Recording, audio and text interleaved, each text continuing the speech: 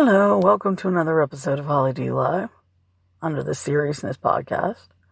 I'm Holly D. I'm alone tonight, so obviously I'll be talking about something serious because that's how I do it at the end of the night.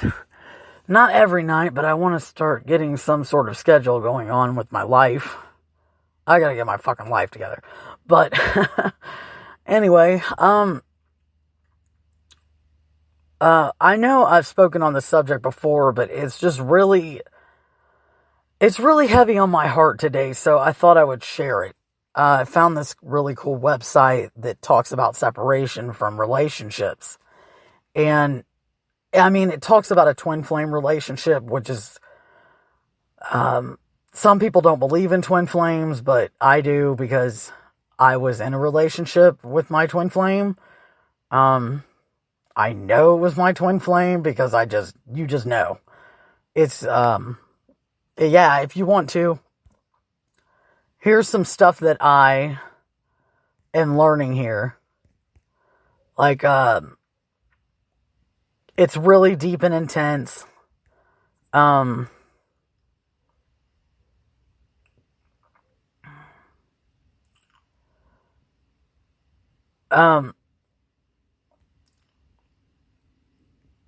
A lot of them, twin flame relationships, I guess, are catalysts for growth. They're supposed to help each other person grow, right? And I didn't realize how psychologically immature I was. It's disgusting how immature I was. Like, I think about it and I want to take a shower because that's how dirty I feel. But anyway, it's not like, I mean, this can apply to soulmate relationships as well. I mean, or, even a karmics, I don't think they last long, but, soulmates not, some people are with soulmates forever, I'm in a twin flame separation support group because that's how bad it is when you're separated from your twin, because they're your mirror. They're supposed to be your mirror, and they're like part of your soul, like you share a soul. So when you finally find them and you guys get glued together for, mine was 5.5 years. And then it's gone. It's the biggest fucking pussy hole I've ever seen in my life.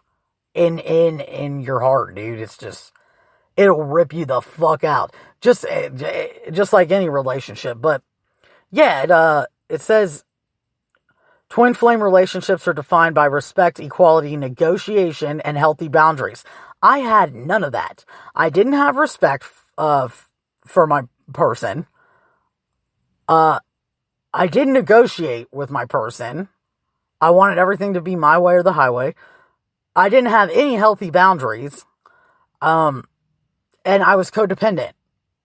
I've never believed in myself because I've never loved myself, because I've been lying since I was 7 years old, and I never stopped until 2 years ago almost.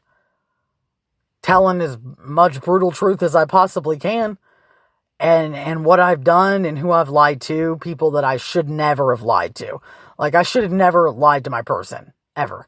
I should have said it from the get-go, like, listen, I got a problem. And I never told anybody, and I was ashamed of it, man. And how do you undo the web? Yeah, for all you pathological liars out there, I don't know if anybody, or if you even want to admit it, because most people have a sense of grandiose about them. Like, I'm good, I tell the truth. No, I never told the truth. I never told the truth. Ever. About anything. I'd lie about how many shits I would take on the toilet. It was that bad. I lied to people, like I said, that I shouldn't have, and, yeah. Anyone's out there, you gotta tell brutal truth, man. Like, if you want to get through it, because trust me, dude, the pain that I'm in because of this, and the things that I've lost, that I never thought I would lose, because my ego was that big, thinking that they'll never leave me and this will never happen. And, oh, expecting them to be there always. You cannot. I've learned that you cannot treat people like that. You can't lie to them. It's not cool. It's not right. And, yeah, but another thing I wanted to touch on is, yeah, I mean, a part of me feels horrible too. Of course, all of me feels horrible about it. I just didn't know I didn't realize it was just getting out of control. Like, when you tell a lie, you know it. I don't care how crazy you are, dude. You know when you're doing it. And lying and manipulation go hand in hand. So I realized I was doing so much manipulating, I didn't even realize I was fucking manipulating. And I was just talking to someone. And then I looked at it again, like a year and a half ago. Oh, dude, everything that came out of my mouth was manipulation, man. It's fucking horrible. It's fucking horrible. You'll make the biggest web and it will you have to crash it all down. But I did it on Facebook. It was fucking horrible, man. I put some people out on front, and I do sincerely apologize for that, to this person for it. I shouldn't have done everything, but in that fact, I shouldn't have put you on front, but, I had to get it out there, dude. I told everybody.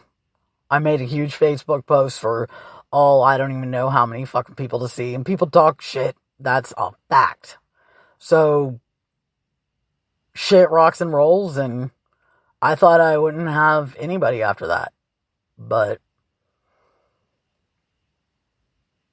the real ones will stick with you, and the other ones will say that they stick with you and talk so much shit about you.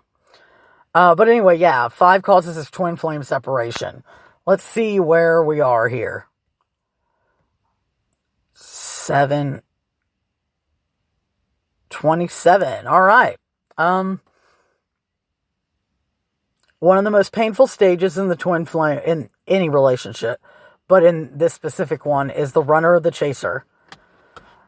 After the initial stages of a static union and fairy tale partnership, things start to heat up. That's so true. Shit just starts to fall apart. It's crazy as fuck.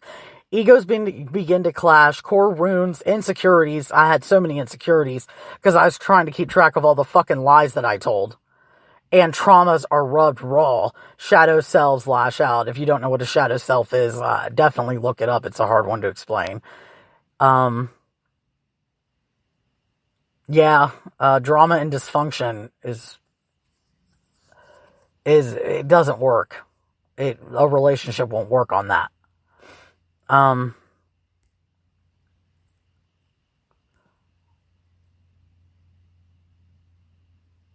Yeah, I think the purpose of any relationship too, it says, is to help us soulfully mature and become the best versions of ourselves possible.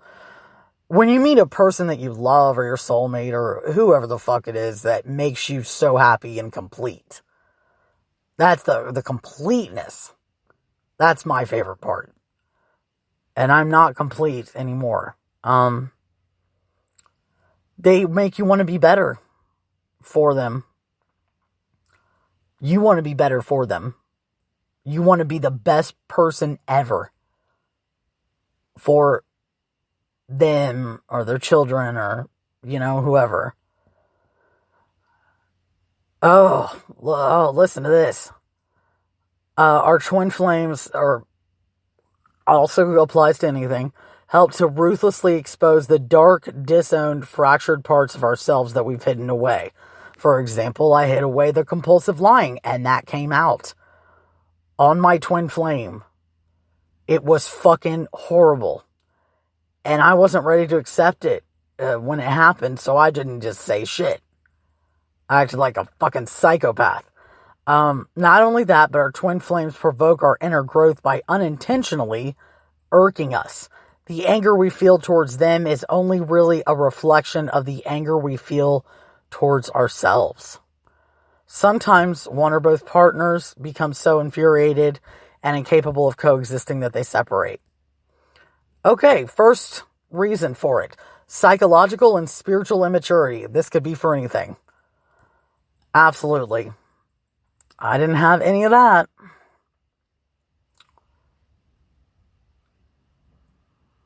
When we're immature, we have low emotional intelligence, meaning that we struggle to identify, manage, and cope with our emotions and those of others. Not only that, but spiritual immaturity thrives in proportion to the stubbornness and magnitude of the ego. In other words, the bigger the ego self, the less harmony there is. The ego wants to believe itself to be charming, magnificent, all-knowing, and perfect, but when it is challenged in any way, shape, or form, there is hell to pay.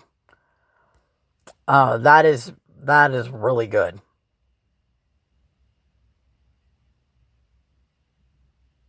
Wow.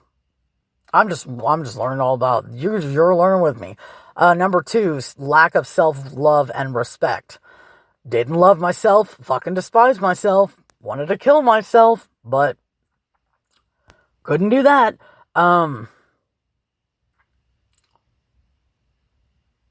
Self-love. It's a hard motherfucker. And, I love myself today. No matter what I'm doing, even though I shouldn't. I shouldn't love myself at all for the things I've done and the things I've said and all the shit that's poured out of my mouth. But I do, man. I do, because I'm sick of punishing myself and torturing myself. I'm sick of it. Number 3, more life lessons need to be learned. Life needs to prepare you before you enter a twin flame relationship. Sometimes this means that you need to enter other relationships, establish new friendships, or expand your life experience before you're ready. This is all a matter of trial and error. I think me personally in my twin flame journey so far is I feel like of course we were supposed to meet, but I wasn't ready. Like, I was immature really bad. I didn't even realize how immature I was. I wasn't ready. And I don't know why the timing was like that, because I needed to learn life lessons. But I was not ready, and I wanted to be so bad. I wanted it more than anything in the world. 4, healing needs to occur.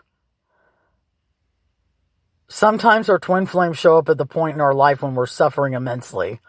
May come from tragedy, form of abuse, or even another relationship breakup. We may not emotionally be in a place to open up yet, therefore a process of healing may be necessary first. And number 5, oh man, it's just not the time yet. Life can be mysterious. Sometimes separation occurs because the moment and time isn't right. Sometimes other journeys need to be completed and other people need to be met. Sometimes we don't even know the reason why. The best thing to do in this situation is to surrender. This can be extremely hard, but trust that the experience will help you grow stronger and wiser. Who knows what the future brings?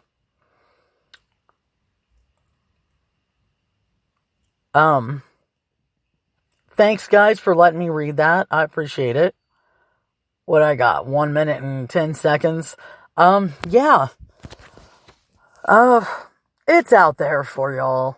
I think there's a person out there for everybody, but I also think very strongly about this, that some people stay with someone who they're not meant to be with because they're scared to be alone.